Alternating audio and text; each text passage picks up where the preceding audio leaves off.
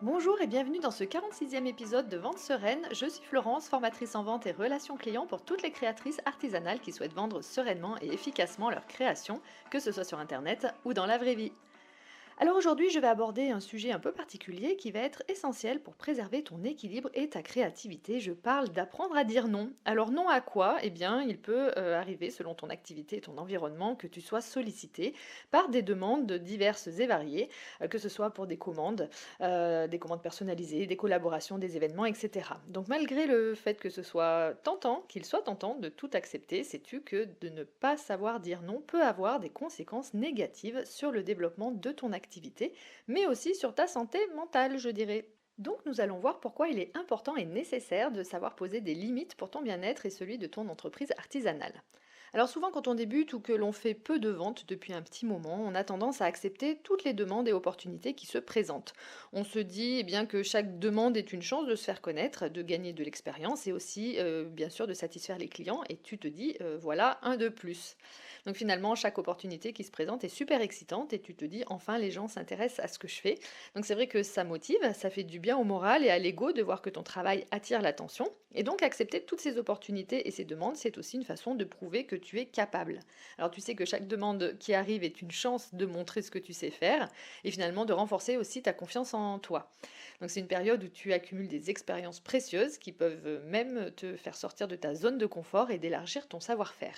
Et puis évidemment, il y a ce désir de faire plaisir à tes clients ou nouveaux clients. En disant oui à toutes les demandes, eh bien, tu espères créer des liens avec tes clients, les fidéliser et les voir revenir vers toi. Et puis il y a cette peur aussi certainement de rater une opportunité.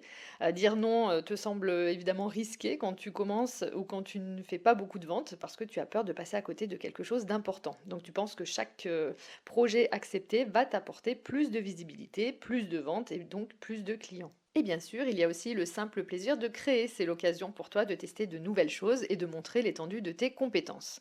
Alors avec ce beau tableau que je viens de peindre sur les demandes et les opportunités, tu te demandes peut-être pourquoi je te parle d'apprendre à dire non et si j'ai pété un plomb et pourquoi tu devrais refuser des chances de te faire connaître, de gagner de l'expérience et de satisfaire tes clients, n'est-ce pas? Eh bien, apprendre à dire non n'est pas une négation de toutes ces belles opportunités, mais plutôt un moyen de les gérer de manière plus saine et équilibrée. Et c'est aussi de comprendre que ton temps, ton énergie et ta créativité sont des ressources précieuses et limitées et que dire non, c'est poser des limites pour protéger ce qui compte vraiment pour toi et pour ton activité artisanale.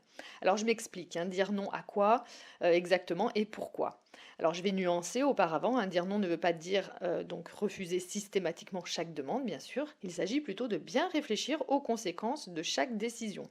Donc prendre le temps de peser les avantages et les inconvénients de chaque opportunité va te permettre de faire des choix plus éclairés. Parfois, une demande peut sembler contraignante au premier abord, mais s'avérer bénéfique finalement sur le long terme, et vice-versa, une opportunité attrayante peut finalement devenir une source de stress et de surcharge de travail. Donc l'important, c'est de ne pas dire oui par automatisme ou par dépit, mais parce que tu te sens obligé, mais de prendre des décisions en conscience. Alors, à quoi faut-il réfléchir avant de dire oui ou non? Quels sont les moments où il faut peser le pour et le contre et de ne pas hésiter à poser des limites? Eh bien, commençons déjà par toutes les demandes qui ne t'inspirent pas, qui ne correspondent pas à ta vision, qui s'éloignent trop de ce que tu proposes. Demande-toi les bénéfices que tu vas en tirer. Tu penses peut-être que c'est une opportunité pour gagner un peu d'argent et qu'elle est bienvenue à ce moment-là, mais en réalité, cette demande va-t-elle t'apporter plus de bénéfices ou non? Je vais prendre directement l'exemple de mon cas personnel, puisque tu sais que je couds depuis une dizaine d'années. Et donc, tu t'imagines bien que quand tu couds, eh bien, tu as des personnes qui s'imaginent que ton seul plaisir, c'est de faire des ourlets et de reprendre des rideaux trop longs, tu vois. Tous les proches et les connaissances qui te demandent, ah ben voilà, une couturière, elle va pouvoir me faire des ourlets ou mes rideaux. Alors ok, ça peut mettre du beurre dans les épinards, hein, comme on dit, certes, mais en réalité, accepter cela, est-ce que ça m'apporte plus d'avantages ou d'inconvénients? Alors pour ma part, j'ai toujours refusé car je savais que premièrement, si je prenais le temps de le faire, c'était une perte de temps par rapport à toutes les autres choses, moi, que j'avais envie de faire et de proposer. Et ça, c'était important pour moi. Et que j'allais finalement devenir la couturière, entre guillemets, de service, alors que ma vision à moi était de coudre ce que j'avais projeté, c'est-à-dire des robes et des tops, et que moi j'avais choisi de créer et de vendre. Et même avec cette vision, j'ai tout de même accepté certaines demandes, et là encore, j'ai vu que ce n'était pas forcément judicieux. J'ai accepté un jour de faire une chemise particulière et la personne ne souhaitait pas celle en boutique, mais une autre différente avec un autre tissu, avec deux, trois petits changements. Donc résultat des courses, eh bien, j'ai couru acheter un tissu pour être dans les délais qu'elle m'avait imposés. J'ai tenté de créer la chemise qui était celle qu'elle demandait et finalement, elle ne l'a jamais prise. Donc moralité, j'ai perdu du temps, de l'argent et je me suis détournée de ce que je m'étais dit, à savoir, eh bien, je vends ce que moi je décide de coudre. Donc, quand on décide de dire oui à une demande particulière, eh bien, se demander si cette demande est fidèle à ce qu'on a envie de faire, quel bénéfice réel va-t-on en tirer. De la même manière, plus tu cumules les projets qui ne correspondent pas à ton style ou à ta marque, eh bien, moins il sera clair pour les clients ce que tu proposes aussi réellement. Donc cette confusion peut amener à la perte de sens de l'identité de ta marque et rendre difficile pour les gens de comprendre ce que tu fais, ce que ta marque représente. Les gens vont se demander, ben, elle fait quoi exactement? Et pour toi-même, d'ailleurs, cela peut être confus. Quand une personne te demande ton métier, sais-tu quoi leur répondre de manière claire? Voilà, donc cette confusion à long terme peut nuire à la perception de ton activité et de ta marque. Et puis finalement, accepter de créer des choses qui ne nous inspirent pas peut avoir un effet inverse sur ta créativité. Du coup, tu crées ce que les autres veulent, mais pas nécessairement ce que toi, tu as réellement envie de créer. Tu ne laisses plus aller ta créativité puisque tu crées à la demande. Donc la notion de plaisir dans ce que tu crées est tout de même importante, me semble-t-il. Tu vois, par rapport moi aux ourlets de pantalons et de rideaux, eh bien, je n'avais pas envie et ça éloignait en plus la vision de ma marque. Donc voilà, et le fait d'accepter ce que tu n'étais pas parti pour faire au départ quand tu t'es lancé, eh bien, tu perds aussi donc ta propre vision de ce que tu avais envie de faire, mais aussi ce qui fait ta singularité pour rentrer dans un autre modèle qui ne va peut-être pas te correspondre au fil du temps. Soit parce que ce n'est pas en accord avec ta vision, mais aussi tes valeurs, ton éthique, tes priorités de départ, et tu peux ressentir au bout d'un moment un sentiment d'inconfort et de déconnexion avec ton travail. Donc pour ma part, comme je disais précédemment, je ne voulais pas devenir la couturière de service, entre guillemets, je souhaitais créer ma marque de robe qui a bien été créée, je vous rassure, mais parce que j'ai dit non à certaines demandes. Et même, je dirais, quand on me demandait des robes particulières, tout comme la chemise, eh bien j'ai refusé parce que ce n'était pas le genre de robe que je souhaitais proposer ou que ça allait prendre aussi trop de temps pour faire un seul prototype pardon, pour une personne et en plus un prototype qui ne me plaisait pas forcément. Et ça aussi c'est un sujet super important d'ailleurs, surtout si tu proposes de la personnalisation. Donc il est encore plus important de savoir poser des limites, puisque tu peux vouloir faire de la personnalisation. Moi, c'était pas mon cas, je voulais proposer les robes que je créais et je voulais vendre ce que j'avais créé. Donc la personnalisation est une valeur ajoutée précieuse, mais elle ne doit pas se faire au détriment de ton style et des valeurs artistiques. Donc si tu acceptes toutes les demandes de personnalisation, même si elles ne sont pas alignées avec ta vision, eh bien tu risques aussi de t'épuiser, de perdre ce qui rend ton travail unique. Donc poser des limites claires dans ce que tu es prête à personnaliser aide à préserver ta marque et à garantir que chaque pièce que tu crées reflète vraiment ton art et ta vision. Donc si tu crées par exemple des bijoux dans un style minimaliste et épuré, et qu'un client, une cliente te demande de créer un bijou sur mesure avec de nombreux détails ou des couleurs vives, des ornements extravagants, très éloignés de ton style habituel, eh bien tu vas peut-être perdre trop de temps déjà à imaginer ce bijou. Tu vas t'éloigner de ce que tu fais habituellement et tu vas perdre une énergie, ton énergie à faire quelque chose que tu ne reproposeras pas car ton style c'est pas ton style, donc tu ne peux pas amortir cette perte de temps. Donc ce bijou est une création unique qui n'attirera pas forcément les autres clients. Et cela peut en plus te détourner de tes projets réguliers, de tes priorités, parce que pendant que tu es en train d'imaginer, de créer le bijou demandé et qui s'éloigne vraiment de ta vision, eh bien tu perds du temps à ce que tu fais habituellement. Alors je vais aussi nuancer ce que je viens de dire. Si tu aimes au contraire, bien sûr, faire de la personnalisation poussée et unique, cela peut être aussi une vraie valeur ajoutée, donc à deux conditions. Donc cela doit se refléter dans ta communication de marque, que tu mettes en avant cette capacité à créer des pièces uniques et complètement différentes et personnalisées pour te distinguer dans le marché de l'artisanat. Et donc tu en fais une force et un cheval de bataille. Et deuxième condition, par contre, c'est que la personnalisation doit refléter aussi ton temps et ton effort investi et donc d'avoir des tarifs en conséquence pour valoriser correctement ton travail. Et ça, c'est très important. Et là, si tu es au clair avec ton temps de travail, ta rémunération et ton image de marque qui est bien claire, qu'on comprenne bien tout ce que tu fais, eh bien tu es en mesure d'accepter certaines demandes, bien évidemment. Donc encore une fois, il y a vraiment une réflexion à mener avant de dire oui ou non à un projet. Chaque décision doit être prise en tenant compte de ton identité artistique, du message que tu veux faire passer via ta marque, en tenant aussi compte bien sûr de ton temps, de tes ressources, de ta vision et de la valeur que tu apportes à travers tes créations. Par ailleurs, il y a également d'autres situations où il est nécessaire d'apprendre à dire non, justement, en rapport avec le prix de tes créations, c'est d'accepter les commandes à des prix inférieurs à ton travail. Cela peut être tentant, surtout lorsque tu cherches à augmenter tes ventes ou attirer plus de clients. Entre les gens qui négocient les prix et ceux qui te font comprendre que c'est trop cher pour eux, eh bien, tu acceptes de baisser les prix pour faire des ventes, mais en faisant ça régulièrement, eh bien, tu envoies un mauvais message au client, à savoir que ton travail vaut moins que ce que tu as initialement estimé. Et cette dévalorisation, finalement, peut affecter la réputation de ta marque et créer une perception de moindre qualité de tes créations. C'est une notion dont je t'ai déjà beaucoup parlé ici sur le podcast ou sur Instagram. Et deuxième inconvénient, c'est qu'en travaillant pour moins que ce que tu vaux réellement, enfin ce que vaut réellement ton travail, eh bien cela va te pousser également à produire plus pour compenser la perte financière. Donc qui dit produire plus, dit rythme de travail augmenté et dit stress, voire épuisement. Donc c'est déjà compliqué de tout gérer quand on est créatrice à plein temps. Alors si en plus tu es créatrice par exemple à temps partiel parce que tu as une autre activité à côté, eh bien ça peut vite devenir ingérable. Et surtout, à quoi bon pour ne rien gagner? Donc encore une fois, essaye de fixer des prix qui reflètent la qualité, le temps et les efforts que tu investis dans chacune de tes créations et n'aie pas peur de dire non aux demandes qui ne respectent pas cela. Dis-toi que ces personnes ne sont pas ta cible de clients pour tes créations. Les clients qui cherchent toujours à négocier, qui cherchent toujours des petits prix et qui finalement ne reconnaissent pas nécessairement la valeur de l'artisanat, eh bien laisse-les aller chez Jiffy ou Action, où ils trouveront des produits moins chers, etc. et de qualité différente, mais on ne peut pas tout avoir dans la vie, ma bonne dame. Donc si tu maintiens des prix justes et cohérents, eh bien tu attires une clientèle qui apprécie et respecte réellement ton travail.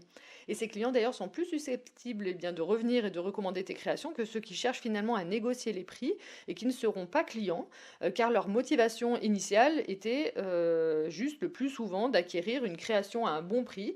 Ils ont eu l'impression d'avoir fait une super affaire et qu'ils ils ont peut-être eu le coup de cœur sur tes créations, mais qui ne sont pas prêts à devenir des clients fidèles parce que leur priorité reste le coût. Et le coût, ben, peu cher, donc ils cherchent les meilleures affaires, à acquérir ce qu'il leur plaît eh bien, à un bon prix, plutôt que s'engager à long terme avec une marque qu'ils apprécient vraiment et pour les valeurs qu'elle véhicule. Autre point que je souhaitais évoquer, toujours dans l'idée de préserver ton bien-être, c'est de savoir dire non aux demandes urgentes ou irréalistes. Donc parfois les clients peuvent demander des délais très courts ou des modifications à la dernière minute. Donc si accepter ces demandes te met une pression vraiment énorme, alors tu es en droit aussi de refuser. Comme dit le slogan du Go Boss, pour ceux qui ont la référence, eh bien votre parfum, vos règles du jeu. Et bien pour toi c'est pareil, ton travail, ton entreprise, ce sont tes règles du jeu. Donc toujours pareil dans l'optique d'éviter l'épuisement et préserver aussi bien sûr la qualité de tes créations. Et puis si tu as décidé d'être indépendante, de travailler pour toi, finalement on n'a pas trop envie de chercher à ce qu'on nous donne finalement des limites et des contraintes imposées, enfin trop imposées par les autres qui te repousseraient finalement dans tes retranchements. Donc en connaissant et faisant respecter tes limites, eh bien cela va te permettre de préserver ton autonomie et de garantir que ton activité reste une source d'épanouissement et de succès et surtout selon tes propres critères. On n'est pas là pour souffrir, comme on dit.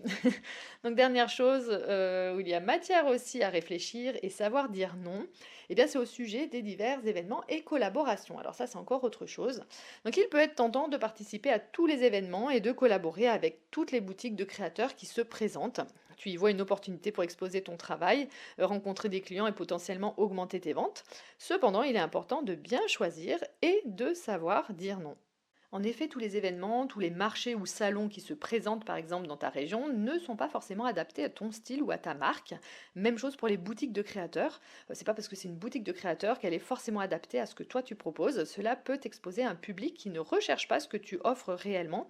Par exemple, si tu choisis de faire un marché orienté vers les produits bon marché, ne va pas être le meilleur choix si tu proposes des créations à forte valeur ajoutée et haut de gamme, par exemple.